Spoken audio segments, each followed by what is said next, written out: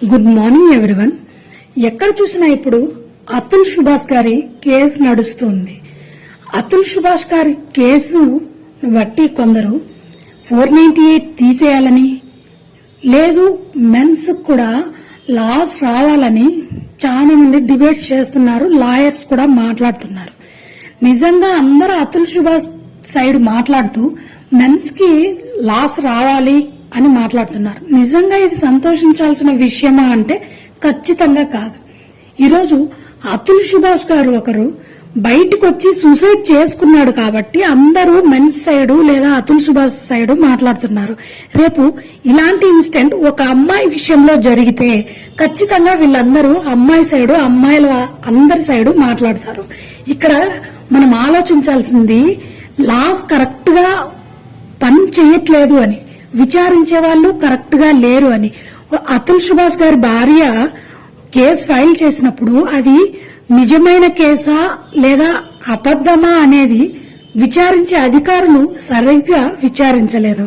ఇంకోటి లాయర్స్ కానీ జడ్జి కానీ సరైన విచారణ లేదు.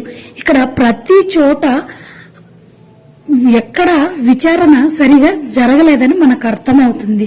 ఇప్పుడు రేపు మెన్స్ కి కూడా లాస్ వచ్చినప్పుడు అక్కడ సరైన విచారణ లేకపోతే లా ఉన్నా కూడా వేస్టే. ఇప్పుడు అన్ని చట్టాలు అమ్మాయికే సపోర్ట్ చేస్తున్నాయని చాలా మంది అంటున్నారు. అంటే నిజంగా అందరు అమ్మాయిలకు న్యాయం జరుగుతుందా అంటే జరగట్లేదు. ఇక్కడ ఎవరు బలవంతుడో వాళ్ళకు మాత్రమే జరుగుతుంది. కాబట్టి ఇక్కడ మెన్స్ కి లాస్ తీసుకొని వచ్చినా సరే విచారణ అనేది కరెక్ట్ గా లేకపోతే యూజ్ ఉండదు.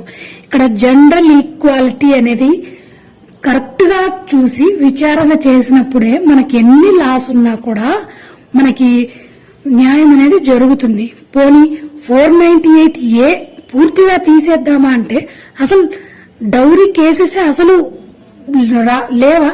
లేదు. స్టాటిస్టిక్ ప్రకారం ఇలాంటి కేసులు చాలా ఉన్నాయి. మరి అలానే పూర్తిగా 498A తీసేయడానికి లేదు. ఎందుకంటే ఇన్నోసెంట్ పీపుల్స్ కూడా దీనివల్ల నష్టపోయే అవకాశం ఎక్కువ.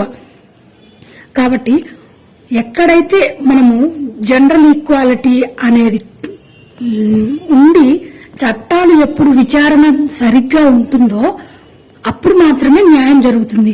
లా మనకంటూ ఉన్నంత మాత్రాన న్యాయం జరగదు. ఇప్పుడు మన రాజకీయ నాయకులు ఎన్ని విషయాలలో లాస్ లో ఉండే లొసుకుల్ని పట్టుకొని తప్పించుకునే వాళ్ళు లేరు. ఈ ప్రతి చోట లాలో ఉండే కీ పాయింట్స్ ని పట్టుకొని చాలా నేరస్తులు తప్పించుకుంటున్నారు.